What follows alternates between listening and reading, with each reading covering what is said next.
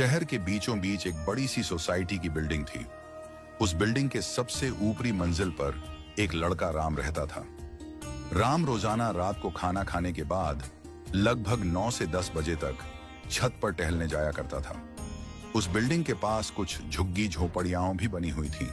पिछले 1-1.5 महीने से राम रोज देखता था कि एक छोटा बच्चा हर रात एक गुब्बारे को आसमान में छोड़ता है और तब तक उसे देखता रहता है जब तक वह आंखों से ओझल न हो जाए। एक दिन राम अपने किसी दोस्त से बातों में व्यस्त हो गया और छत पर थोड़ी देर से पहुंचा।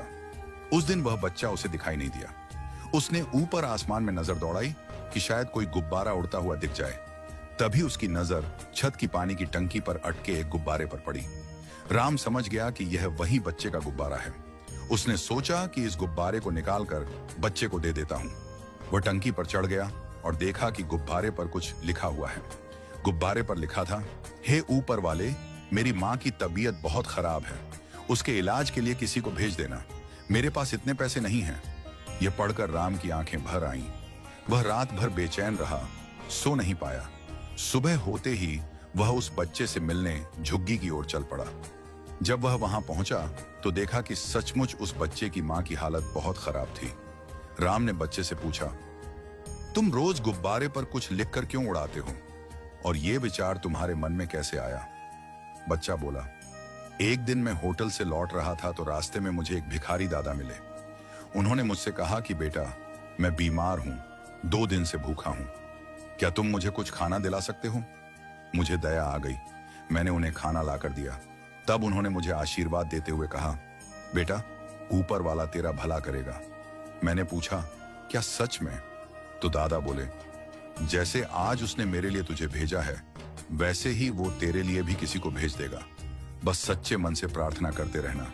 राम ने पूछा, तो गुब्बारे पर लिखने का विचार कैसे आया? बच्चा बोला, मैं सोचता था कि ऊपर वाले तक मेरी बात कैसे पहुंचे। एक दिन मैंने एक गुब्बारे को बहुत ऊंचाई तक उड़ते देखा तो मुझे यही रास्ता समझ में आया। मैं होटल में काम करता हूं, रोज रात को पैसे मिलते हैं, इसीलिए हर रात गुब्बारे पर अपनी बात लिखकर उसे ऊपर भेजता हूं। उस बच्चे की बातें सुनकर राम की आंखों से आंसू बह निकले। उसने बच्चे को गले लगाते हुए कहा, बेटा, दादा सच ही कह रहे थे, ऊपर वाले ने ही मुझे तेरी मदद के लिए भेजा है। राम ने उसकी मां का इलाज करवाया। बच्चे की मां के प्रति निस्वार्थ प्रेम और उसके विश्वास से प्रेरित होकर राम ने उसकी और भी मदद की।